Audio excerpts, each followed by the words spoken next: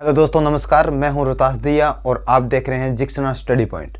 आज हम बात करेंगे जो 9 जनवरी 2024 को 10वीं क्लास का जो अर्धवार्षिक परीक्षा का पेपर हुआ है उसके बारे में हम बात करेंगे कि किस प्रकार से प्रश्न पूछे गए थे और किस प्रकार से आपने उत्तर दिए हैं और किस प्रकार से उत्तर देने थे। ठीक है, तो शुरू करते हैं आज की क्लास। जैसे आपने स्क्रीन पर देख रहे हो कि ये किसके बारे में है, तो ऊपर लिखा हुआ है अर्धवार्षिक परीक्षा यानी परीक्षा स्तर 2023-24 का, जो आज यानी 9 जनवरी को ये पेपर हुआ है। और जो सामाजिक का है कक्षा 10 का, इसके अंदर पहले प्रश्न के अंदर कितने प्रश्न पूछे गए थे, किस प्रकार से प्रश्न पूछे गए थे और कौन कौन से पार्ट से प्रश्न आए हैं, उनके बारे में भी चर्चा करेंगे। तो पहला जो प्रश्न था वो था निम्नलिखित यानी निम्न में बहुविकल्प प्रश्नों में सही विकल्प का चयन कर उत्तर पुस्तिका में लिखना था। ठीक है, इसमें 1 नंबर आया है सूचना पाने का अधिकार अधिनियम कब लागू हुआ। ऐसा जो कानून बना था यानी सूचना पाने का अधिकार वो कब बना था, कब लागू किया गया था। ए के अंदर था जनवरी 2005 और ब के अंदर था मई 2005 और स के अंदर अक्टूबर 2005 और द के अंदर था दिसंबर 2005। इसका सही आंसर था अक्टूबर 2005 को सूचना पाने का जो अधिकार है वो अधिनियम लागू किया गया था। पहले का जो दूसरा प्रश्न है, जब हम लैंगिक विभाजन की बात करते हैं तो इससे हमारा अभिप्राय क्या होता है।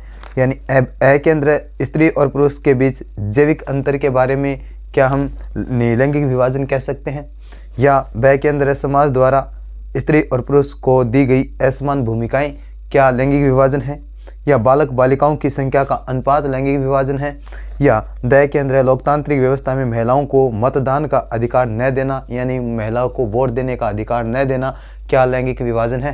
तो इसमें से सही उत्तर कौन सा होगा आपको पता है, यानी सही आंसर होगा समाज द्वारा स्त्री और पुरुष को दी गई असमान भूमिका है वो लैंगिक विभाजन कहलाता है। अगला प्रश्न था गुलामगिरी पुस्तक के लेखक कौन थे, कि गुलामगिरी जो पुस्तक है उसने यानी उस पुस्तक को किसने लिखा था। ए के अंदर था अम्बेडकर ने, ब के अंदर था ज्योतिबा फुले ने, स के अंदर स्वामी विवेकानंद और द के अंदर था राजा राम मोहन राय ने। क्या गुलामगिरी पुस्तक राजा राम मोहन राय ने लिखी। इसका सही आंसर था ज्योतिराव फुले। अगला प्रश्न था सरिस्का वन्य जीव पशु विहार किस राज्य में स्थित है। तो इसका ए के अंदर उत्तर प्रदेश, ब के अंदर पश्चिम बंगाल और स के अंदर राजस्थान और द के अंदर मध्य प्रदेश। इसका सही आंसर होगा राजस्थान। अंतर्राष्ट्रीय व्यापार से संबंधित नियमों को निर्धारित करने का कार्य किसका होता है, तो आपको पता है विश्व व्यापार संगठन WTO का होता है। अगला प्रश्न देखिए, जो 6 नंबर प्रश्न था। 6 नंबर प्रश्न देखो कि 6 नंबर प्रश्न क्या पूछता है कि निम्न में से इनमें से क्या है कि गैर परंपरागत ऊर्जा स्रोत नहीं है। पहले हमें पता होना चाहिए गैर परंपरागत का मतलब क्या होता है। गैर परंपरागत का मतलब है कि जो पुराने समय से नहीं चले आ रहे, यानी ऐसे ऊर्जा के स्रोत जिनका उपयोग अभी वर्तमान में ही शुरू हुआ है वो क्या होते हैं, गैर परंपरागत होते हैं। परंपरागत जिनका पुराने समय से। इनमें प्रश्न क्या पूछ रहा है, ध्यान से देखिए कि निम्न में से ऊर्जा का गैर परंपरागत स्रोत नहीं है, यानी आधुनिक जो संसाधन है ऊर्जा के स्रोत है वो नहीं है। सौर ऊर्जा आधुनिक है, पवन ऊर्जा आधुनिक है, परमाणु ऊर्जा आधुनिक है। तो इसका द होगा प्राकृतिक गैस। क्या, प्राकृतिक गैस एक परंपरागत ऊर्जा संसाधन है। ठीक है, अगला प्रश्न है निम्नलिखित में से कौन सा खनिज औद्योगिक विकास की रीढ़ है, यानी किसकी वजह से हम उद्योग स्थापित नहीं कर सकते, ऐसा वो खनिज कौन सा है जिसकी बगैर उद्योगों की स्थापना संभव नहीं है। तो ए के अंदर लोहा एसक, ब के अंदर मैग्नीज, स के अंदर अब्रक और द के अंदर तांबा। तो हमारे पास लोहा एसक होना बहुत जरूरी है और लोहा एसक क्या है, औद्योगिक के लिए रीढ़ की हड्डी का काम करता है। अगला प्रश्न है भारत की प्रथम रेलगाड़ी किस वर्ष चलाई गई। 1947 के अंदर क्या भारत के अंदर रेलगाड़ी चलाई गई, नहीं चलाई गई।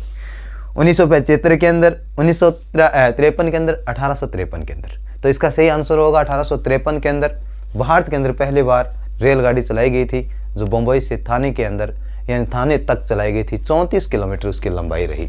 ठीक है, अगला प्रश्न था निम्नलिखित प्रश्नों में रिक्त स्थानों की पूर्ति करते हुए उत्तर पुस्तिका में लिखिए।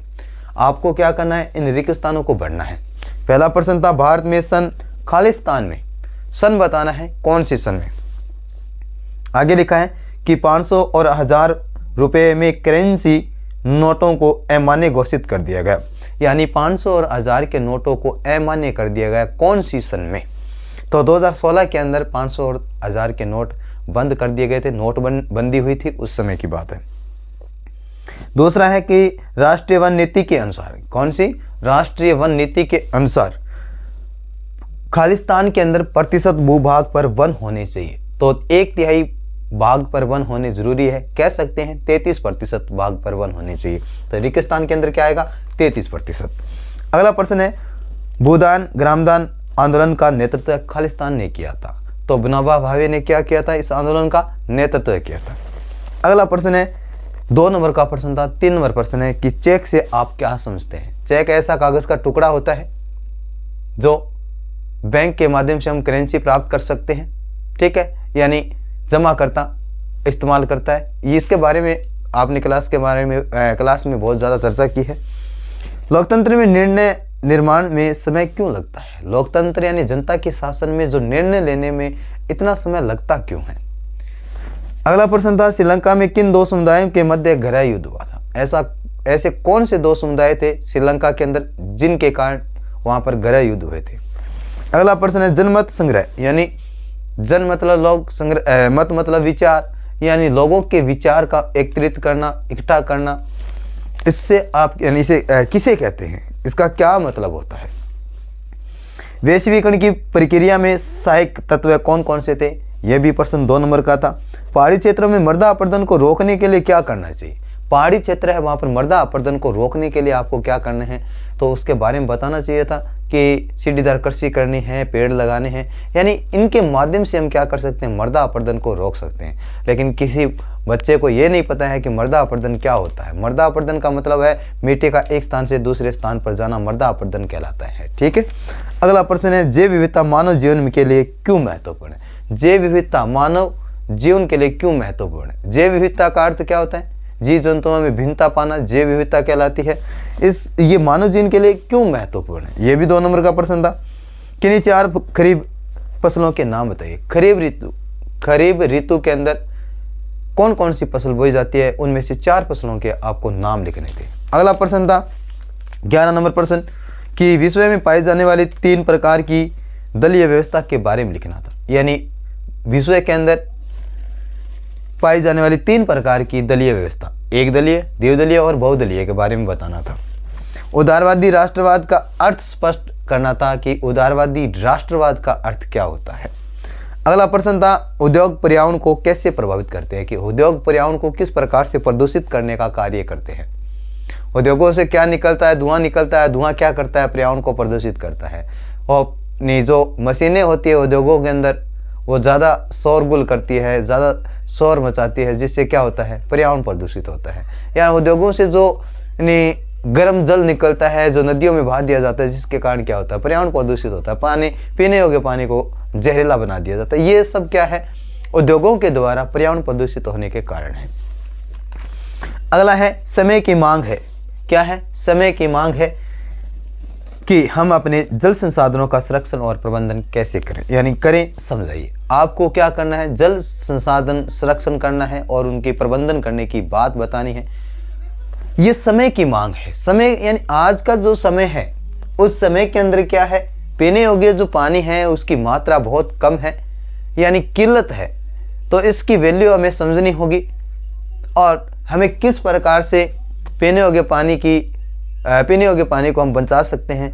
क्या करेंगे ऐसा कि जो पीने योग्य पानी है उसको सेव कर सके?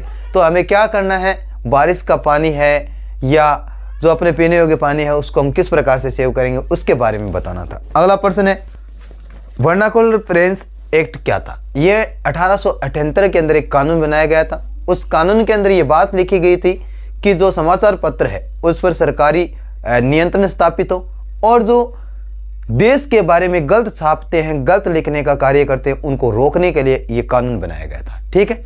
अगला जो प्रश्न है कि 19वीं सदी के कब 19वीं सदी की बात हो रही है, यूरोप में कुछ उद्योगपति मशीनों की बजाय हाथ से काम करने वाले श्रमिकों को प्राथमिकता क्यों देते थे? कहने का मतलब है कि 19वीं सदी के अंदर यूरोप के अंदर जो काम हो रहा था वो मशीनों की बजाय हाथों से काम करने वाले श्रमिकों को प्राथमिकता क्यों दे रहे थे। यानी कि हमें जो काम चाहिए वो हाथों से किया हुआ होना चाहिए, न कि मशीनों से। क्या कारण था, उस कारण के बारे में बताना है। ठीक है, 17 नंबर प्रश्न है, यूएनडीपी द्वारा प्रकाशित मानव विकास रिपोर्ट देश की तुलना किन किन आधारों पर करती है। यानी यूएनडीपी द्वारा प्रकाशित जो मानव रिपोर्ट है, मानव विकास रिपोर्ट, देश की तुलना किन किन आधारों पर करती है, इसके बारे में बताना था। ये 3 नंबर का प्रश्न था। 18 नंबर जो प्रश्न है वो केंद्र राज्य संबंधों पर एक लेख लिखिए। इसके बारे में लिखना कि केंद्र और राज्य के संबंध के बारे में एक लेख लिखना था। वो 6 नंबर का प्रश्न था। भारत में पंचायती राज व्यवस्था के बारे में बताना था, वो इसके अथवा के अंदर था। यदि आपको ऊपर 18 नंबर जो केंद्र और राज्य संबंध पर एक लिखना है वो नहीं आ रहा है तो आपको इसके अथवा में भारत में पंचायती राज व्यवस्था के बारे में लिखना था। अगला जो प्रश्न है 19 नंबर, संगठित और असंगठित क्षेत्र में विद्यमान रोजगार परिस्थितियों की तुलना कीजिए। यानी संगठित और असंगठित क्षेत्र के अंदर आपको तुलना करनी थी, इनके दोनों के बारे में अंतर स्पष्ट करना था। यदि ये प्रश्न आपको नहीं आ रहा था तो आपको ये प्रश्न करना था, अल्प बेरोजगारी और खुली बेरोजगारी को समझाइए। अल्प बेरोजगारी और खुली बेरोजगारी के अंदर क्या अंतर होता है उसके बारे में बताना था। अगला प्रश्न था 20 नंबर कि गांधी जी के दलितों को उनके अधिकार दिलाने हेतु किए गए प्रयासों के बारे में लिखने थे कि गांधी जी ने दलितों को किस प्रकार से अधिकार दिलाए थे, यानी जीने का अधिकार था। बहुत सारे ऐसे संघर्ष किए थे महात्मा गांधी जी ने दलितों के लिए। उन अधिकारों के, उन प्रयासों के, उन कार्यों के बारे में आपको बताना था। 6 नंबर का प्रश्न था सत्याग्रह पर महात्मा गांधी जी के विचारों को लिखना था। यदि वो प्रश्न नहीं आ रहा है तो आप ये प्रश्न कर सकते थे कि सत्याग्रह का मतलब होता है सत्य की राह पर चलना। गांधी जी के ये विचार है सत्य की राह पर चलने के, उन विचारों को आपको बताना था। अगला प्रश्न था 21 नंबर कि भारत का मानचित्र है, उनमें से 3 अंकित बिंदु करने थे, आपको अंकित करने थे 3 बिंदुओं को। इसमें दिए हुए थे 5 कि रावतभाटा परमाणु ऊर्जा संयंत्र कहाँ पर है, चित्तौड़गढ़ राजस्थान के अंदर है। ये आपको आता है तो ये आप भर सकते थे। दूसरा था कि तारापुर परमाणु ऊर्जा संयंत्र कहाँ है, ये आता है तो आप ये कर सकते थे। तो तारापुर परमाणु संयंत्र महाराष्ट्र के अंदर है। वाहकड़ा नागल बांध है पंजाब के अंदर, कांडला बंदरगाह गुजरात के अंदर है और रणथंभौर राष्ट्रीय उद्यान अपने भरतपुर राजस्थान के अंदर है। इस प्रकार से प्रश्न था। प्रश्न पेपर आया था अर्धवार्षिक परीक्षा 2024 के अंदर 9 जनवरी के अंदर जो अर्धवार्षिक परीक्षा हुई है। पहले अर्धवार्षिक परीक्षा होनी थी लेकिन नहीं हो पाई, किसी कारणवश उसको स्थगित कर दिया गया। सामाजिक और संस्कृति के जो पेपर थे उनकी तारीख को बदलकर नई तारीख जारी की और आज जो पहला पेपर सामाजिक का था बहुत ही सरल पेपर था। इस प्रकार से यदि यानी वार्षिक के अंदर पेपर आता है, मैं उम्मीद करता हूं सभी बच्चे के लगभग अच्छे नंबर बनेंगे। लिख के ले लो, ऐसा प्रश्न पेपर यदि वार्षिक परीक्षा के अंदर आते हैं तो कन्फर्म मान के चलिए आपके अच्छे नंबर बनने वाले हैं। तो बेस्ट ऑफ लक।